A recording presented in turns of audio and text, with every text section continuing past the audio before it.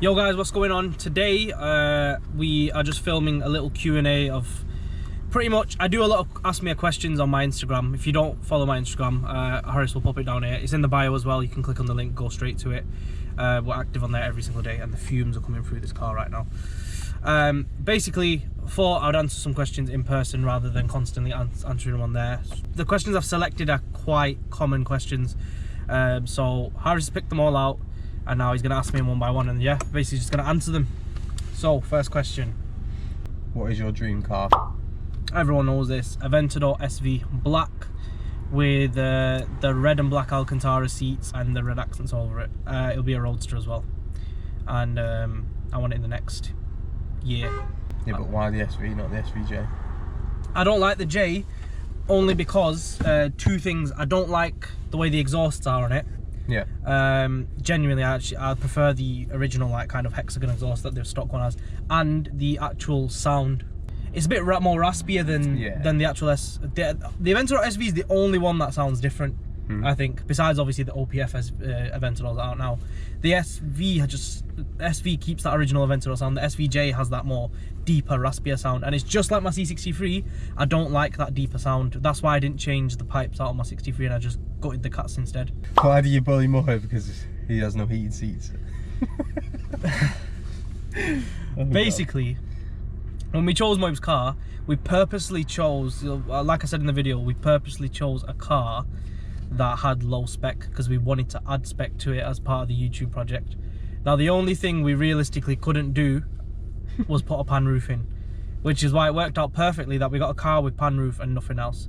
But the way mine and Moeb's and Sham's friendship works is any, and I mean like any kind of leverage at all we have on each other, we will use it. Like, and the fact that Moeb didn't have heated seats, we just rinsed the shit out of him for it. Like, they rinse me for little things here and there, like I'm running stretch tyres or whatever. When you didn't have spigots on. Didn't have spigot rings on. Or they literally, they'll milk it so much. And the one thing Moeb, right now, because he just can't find the seats, the one thing Moeb can't fix right now is his heated seats. And he just, and the thing is, it's not even us anymore, he just gets ripped for it by everyone else. Yeah. It's not just us. So if anyone has tartan heated seats, shout me. Don't sell them. Okay, yeah, don't sell him actually. Don't sell him. Yeah, no, that is genuine. It's just any excuse to rip him. What made you choose the Golf over its competitors? I kind of explained this in that 12-month ownership video. Yeah, you did. But pretty much, I drove the S3 and I drove this, and this genuinely, it drove better, straight up. I prefer the dash, even when it was the 7, I preferred the dash. I just don't like that empty bit here in the Audi, and then it has a pop-up screen. I just didn't like it. And I like the blue. But it's not that, the car drove better. And I see more modding potential with this. Yeah. When I buy a car, I look at its modding potential. And that's kind of another big reason, besides the other things I say about the RS3, it's another big reason I didn't go for the RS3. In terms of like appearance wise, it looks so good already. There's not much you can do to it. But yeah, that's obviously, it's the same shape as the S3, so anything you can put on the S3 you can put on the RS3. But yeah, but it's just an A3 with big tips pretty much. Yeah, and then obviously the other car was the M140, and it was, at that time in my life, it was just like, I didn't really want a 3-litre car. And rear wheel drive, because I'd just come out of a 1 Series, remember? I'd just come out of a 1 Series, so it was just like, I'm just going to another 1 Series. Yeah. There's no point. What all the difference was going to be inside is an M140 badge and a Pro Nav. So for me, it was just like, yeah, I wanted something different. From the same guy again, if you ever sold the Golf, what would the replacement be? You can't just say, I'm never going to sell the Golf. No, obviously. Like, genuinely, if you're going to sell it. I'm never going to sell the Golf. But when I was considering selling it off. When I was going to either raffle it off or sell it, I was looking at the RS3, and until I drove it. And that's what stopped me from just selling this, because I preferred this. And then obviously it became about the C63, which I ended up just buying and keeping this. And the reason for that was because they're in 2 different category of car. Yeah. And they both my cars, they get used for different purposes. This gets used daily, like literally, it's my workhorse. And that is like my pure, like if you see me in that, I'm out for 2 reasons. I'm chilling, or I'm filming. Yeah. There's the only 2 reasons that car comes out. When I'm working, I'm always in this, because yeah, I just didn't see myself using that daily. It's nothing to do with the fuel. I don't care about the fuel at all. I'm a bit careless with money like that. It's just, I just prefer to enjoy my life rather than restrict myself with budgets and shit. But it's more about, I use that car as like a treat. Like, yeah, of course that car for me is like, obviously it was my dream car. Everyone knows that it was my dream car, and I don't want to kill the novelty of it by using it daily. So when I get in that, it feels special. It feels like it's kind of like I punish myself. Like I've got to earn the right to drive that car. You still haven't answered the question. What would the replacement be? Fuck.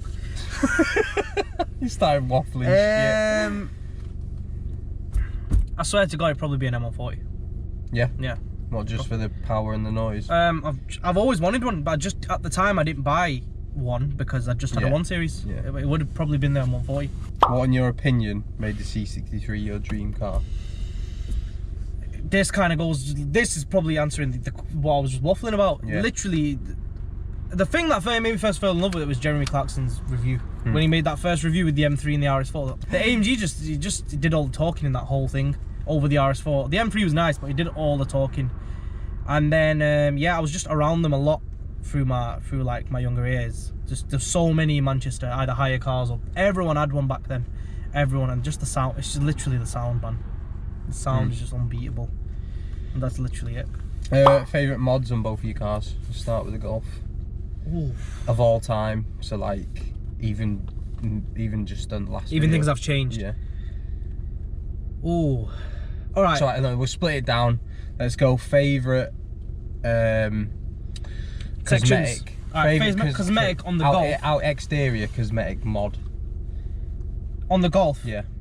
It's got to be the spoiler. Yeah. It's got to be the spoiler. It's just because it literally makes the back end. No matter what I do to the back end, that spoiler will not go. Like I'm quite changing. Hard to get hold of. Yeah. Because I wouldn't even know. And everyone asks me. I've said it before. It's an Osei Telson spoiler. I don't know why everyone keeps asking me. It's an Osei Telson spoiler. They're hard to get. They are hard to get. If you get one, smashed it. But yeah, he's trying. He can't get one. yeah, it's and too ended hard up to with get. a 60 quid Yeah. Altenga rep. Favorite interior cosmetic mod. By far the VC. the VC and that more than the V, because of the MMB box and the video. I've always wanted a car with video motion, and this has got it to the point where I don't even have to. I don't use it in the 63 because I have to mirror my phone. Oh yeah. I just use the CarPlay. In this, it's not mirrored. I can use my phone freely when obviously when I'm parked up. not use my phone. No. Yeah, so of course. Yeah, no, that. Then. Favorite. So let's say power mod, so like intake, exhaust, map. I don't know. The DCAT. Yeah. The map, obviously the map. You need the map for the DCAT. But the DCAT. The day I put that DCAT on, oh my god, this car it turned from like pops to like gunshots. It's the same The pops as and mine, bang, pops and bang turns of gunshots. Yeah, the DCAT. It's unreal. And then C63, exterior. I've got to say, it's out of the wheels haven't gone on yet, so it could be the wheels, but I obviously haven't seen it. But as of now, where we're at with the car, I would probably say the front splitter. And I say that obviously I love the diffuser and spoiler I've put on, but everyone that gets a CW204, they put that big diffuser and spoiler on. It's typical. Yeah, it's common. The splitter is rare. No one really runs that splitter. Everyone runs the two-piece splitter that has the gap in the middle. Oh yeah. Yeah, that splitter is different. That's why I chose it. So I'd say the splitter. Interior, the only thing I've actually done inside besides without the carbon and the CarPlay that I put in from BMW Mods, it'll be the CarPlay, because that system, like I said, is so dated. Yeah. So that made a big difference for me. And then engine, the map. My running thing with the C3, if it was to choose one mod out the whole car, was the map. The map's ridiculous. It is. It's stunning. Ridiculous. Yeah. Have you any aftermarket springs spacers on the 7R? And this is Question. this is a question everyone asks, because me, Mohib Sham all think it did have some sort of aftermarket springs on, or cut springs or anything, because when you had them 19 TCR alloys on, it looked even now with these Riviera ones, just sits. It sits perfect. Like it doesn't need springs, and the fact is it doesn't have them. Yeah, it doesn't. Because when I changed the brakes, we checked, and they're stock springs, and they haven't been cut. Stock springs, completely stock. Even the way it sits, I don't understand myself. I don't know. Everyone asks me. Everyone thinks I'm lying when I say it's got stock springs, but I've checked, and they are stock. Spacers I do have 15 front and 12 rear. That's why they sit flush. 15 front, 12 rear. 12 front, 15 rear. 12 front, 15 rear. And that's why it sits so flush. What brand are they? Don't ask me that. I don't fucking know. How did you and Sham Mohib meet? So, on my birthday, on my 23rd birthday last year, I was driving to pick up some brownies that I'd been given as a gift. And I seen this little shoebox driving through alongside. It's a white little shoebox driving through. And it's just popping a man, and I'm like, wow, what is that? By the way, I'd never seen a Polo GTI before this, that shape. Yeah, so I didn't know what it was. There's two people I know that had one, Sham and a lad from back home, Isaac, and he's got a black one, and Sham knows him. They're the only two. Yeah, I never even knew of this shape. Yeah. So I just seen GTI on the back. He didn't say Polo, and I didn't know about that Polo. He's like, so I'm just like, Golf's changed. I didn't think it was a Golf. I was like, what is that? And then I got a message 2 hours later from this Oompa Loompa saying, that was me, bro. I've known who you are for years. And that's how I met Sham. We just literally popped a man through the whole alongside, and then he messaged me after, and then and then Mohib came to me when he had his E-Class, because this heated seat thing goes back to his E-Class, you know. Do you not have any in that? Actually, it goes back to his Leon. So he's had dead spec for pretty much. So in his Leon, he had no heated seats. Do you have pan? Yeah. In his E-Class, he had heated seats. Check this one. The driver one didn't work. He's like, bro, do you know how I can get my heated seat to work in the E-Class? Nah, that's not happened. But his heated seats is like a thing. It runs back in the history. Nah, he literally, the day I picked up my C63, I bumped into him in a tea place in GML, and we just got talking. And then the moment he became a real one straight away, that was the day I picked up my C63. We put both of them on Cheetham Road, the Golf R and the C63. He made a video, when he left, he made a video driving past my cars, like obviously to put on his story and tag me. He tagged me, I seen it straight away, and I just see this high-vis jacket at the back of my car. It's a parking warden putting a ticket on both the cars. I ran out, this motherfucker's there with his fucking hat on, about to pull a ticket out, and I just got my mate, and just got in both cars straight away and drove away. I messaged him, I go, you just saved me getting 2 tickets. And then I got talking to him about Starlight, because he'd done it on his Leon. I said, do you want to do the 63? And then literally from there, we did the 63. So you pretty much met Mohib and me on the same day, wasn't it? Because I come down and took photos of you. Yeah, I met you and Mohib on the same day, the day I got the 63. Would a rear wheel drive conversion be a good idea on a Golf R? Never been done before. Absolutely not. It's the whole point in the Golf R is that it's 4-wheel drive. It's the whole reason you'd buy it over a 140 and over a GTI, because the GTI is front, the 140 is rear, and this is 4. Well, it's all. It's not 4. What do you mean? It's the same thing. No, 4-wheel drive means it constantly sends power to 4 wheels. 4 motion. Yeah, 4 motion is different from 4-wheel drive. Constantly sends power to 4 wheels. All-wheel drive is it sends power to the front until it needs power at the rear, then it sends the power to the rear. That's why it's a Haldex system. You fucking sound like James May. This guy doesn't know anything about cars. Sound like James May. Right, what kind of get the wedding bells out, lad. What kind of girl would you be looking for when you do decide to settle? Why does everyone ask me about fucking this, man? About wives and... What kind of girl would you be looking for when you decide to settle down? Let me check something. Ikra 23XX.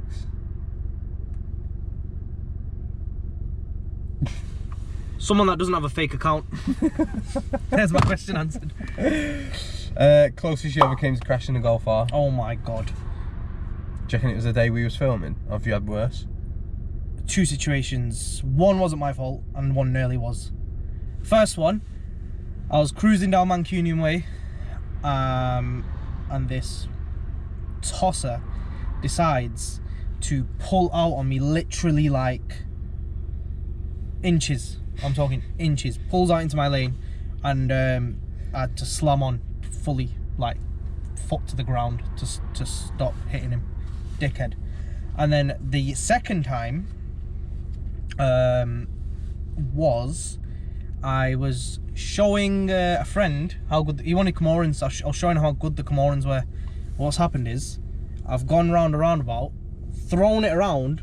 But you know when you let go of the steering wheel? This happened last week. Yeah. I've gone around to throw the steering wheel, and I went back to grip the Alcantara, and I think I had something on my hands, and my hand slipped. Yeah, some chicken square grease. I don't know what was on my hands, but my hand slipped. So when I've thrown it, when I've gone back to grab it, my hand's just gone. Yeah, and all I see, everyone sees in the car, is this car heading for a curb that high, and I don't know what I did. My reaction time is actually good. I managed to just swerve it away last second. Obviously, because it's 4-wheel drive and it was sticky, it sticks. It was wet weather as well. My whole axle would have gone. Pulled it away. I pulled away from the curb, didn't touch it. Then my car went out that way, pulled it back the other way, came out that way, and then I managed to straighten out and save it, and nothing, like no damage at all. All within the speed limit. Obviously, it was just a bit wet, so it was a bit slippy. Yeah. How did you get into your business? Like, what made you think you could smash it in this sort of like? Genuinely, it was actually, I wasn't like adamant. My whole business was meant to be literally a side thing. Like, it was genuinely meant to be. Because what was you doing before your business? I was a social media manager. That's why I've managed to grow my Instagram and stuff, because I know how like pictures and get engagement and everything works on Instagram, how to drive traction to your page and people. So that's what I used to do for other companies. I used to build their pages, mainly food places I used to do. But yeah, basically that was my full-time thing. That's what I lived on. That's what I made a living from. And then I thought I'd start this as a little side thing, and very, very quickly within a month, 2 months, probably after 2 months, it took over my life, to the point where I used to have a job and a social life and that on the side, and very quickly within 2 months it became, I lost my social life.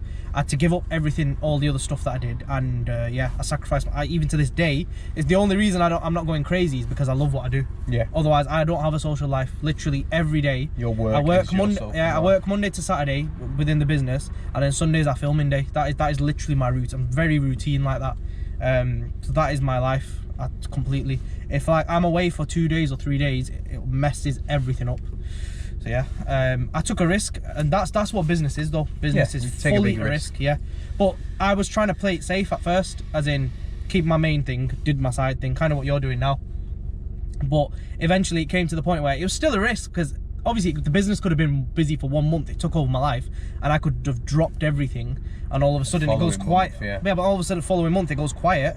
But obviously that's where you've got to be. That's where a business comes into its own, where you've got to be kind of clever, and you've got to think of your marketing tactics and adding products to your range or services. Managing it all properly. Yeah, it's organisation, marketing, everything. There's a lot to businesses. Yeah. I put in stupid hours every night. I sleep about 2 hours. I'm up till 6, 7. Whoever follows me on Insta will know, because I'm just posting stories throughout the night or replying to customers. Because I got other people that reply to customers in the day. At night I'll reply, making parcels. It never ends. There's never a time I'll ever have nothing to do.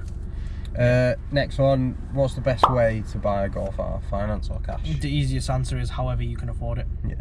Literally. If you've got the money sat there. If you've got the money and you don't need it, if you got £1 million, or even if you've got 200 grand, you've got all the properties you need, buy it cash. Why not? But then finance. A lot of people say finance makes more financial sense. Yeah, because you can manage your monthly payments. Yeah. Yeah. Like you said, it's up to them. This is a good one. W204 or 205? I'll tell you what. W205 interior. W204 engine, obviously. W205 front end. Yeah. W204 rear end. I don't like the squared off exhausts. Do you not? No. I like the oval tips. Oval tips. That's why I kept them on there as well. How many drugs did Sham sell to get a GTI at 17 and a 7.5R at 19? Another one. So, he's got Linktree/LLLLLL at his profile. He's from Nigeria. He's got 0 So, posts. you're so hot that you have an account where you can't even reveal your identity because the police might be watching you. So how many drugs did you sell? That's the question I'm asking you. Most expensive mod you've done so far. He hasn't specified what car, so let's I'm just gonna say over both. It's got to be the 7.5 interior upgrade, isn't it? Yeah, VC. Yeah. About 1,500 quid. Yeah, 7.5 interior upgrade, 1,500 quid, and that's one of the most recent mods as well. Next one, Golf R dyno. It's coming. I've still got a boost leak. Yeah. I need to fix the boost leak. It's the clamp. I need to fix the clamp, and it'll be on the dyno straight away. when you go in stage 2. So this is the poll. Yeah, poll. So we're gonna make a poll for this because basically, I don't know if I said this before on YouTube, but my map on the Golf R is a stage 1 racing line custom map. It's the only Golf R, only Golf or arguably any car done by Racing Line besides their own that is custom in the whole world. The reason for that is because when they did the map, they wanted to experiment whether they should go into custom maps or not. They spent the whole day on my car doing a custom tune of pops and bangs on it, tuning every pop and bang to exactly how I wanted it. At the end of it, they concluded that it wasn't worth it for them. Over the maybe extra 100 or 200 quid they'll get from the map, it's not worth it for them to go into custom maps. But obviously they left mine on the car. So my test car, mine basically was a test car. I've run this map for a year and a half. It's completely safe. It's never, the map itself has never given me a single issue, so the map is safe. Now the issue is if they won't adjust this map anymore for me, and if I go stage 2, they won't bring them pops and bangs over. It's a one-off map, and to the point where even Racing Line won't touch it again. So if I go stage 2, I'm assumably going to go somewhere else, and I will lose this map, which is a one-off map, which is kind of the position that APR owners are in right now, because if they change theirs, they lose APR. They lose their sacred APR map that is no longer available. And I'm in a similar position, just that there's quite a few APR cars out there and there's only one of this. So we'll do a poll, because I do want to change something on the car. It's either going to be something to do with the exhaust or the map. Put a poll up. Map or exhaust? Do I lose the map or do I change the exhaust? I don't know which one to do. Reason I'm fiddling around the map, it's been a brilliant map, but I do want stage 2. I did want a bit more power, but I can live without it if there's a good alternative, such as maybe a custom exhaust. So let me know which one I should do. Simple. What are your future business plans, and where do you see yourself in 10 years time? Future business plans, I mean, we've got a lot coming in. At the moment, I think I mentioned this before, but we are looking for our own unit.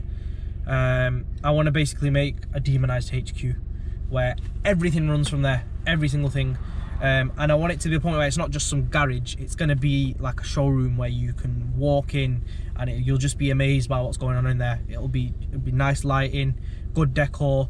It won't give you that kind of shit garage vibe. I want it to be like flipping like Los Santos customs you see on GTA. I want it to be at that level. So we're looking for a unit at the moment.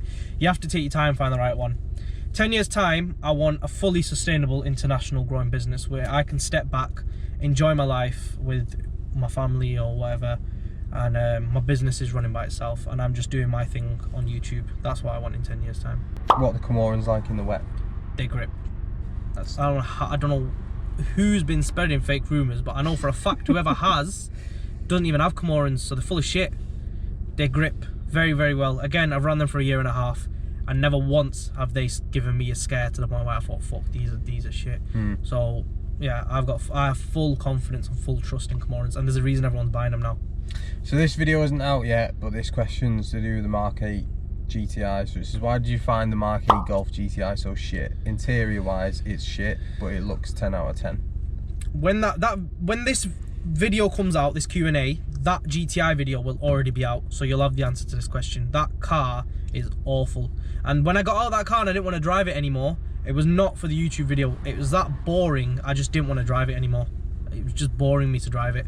I don't like driving boring cars. But yeah, you will have the answer to that question already by the time I thingy. That's all I found. The rest of them were just boring. That's about 20 questions and half an hour long. Yeah. If you like the video, please like, subscribe and share. If you want me to do it again, like the video. We'll get some different questions out there this time. But yeah, please like, subscribe and share. Peace out.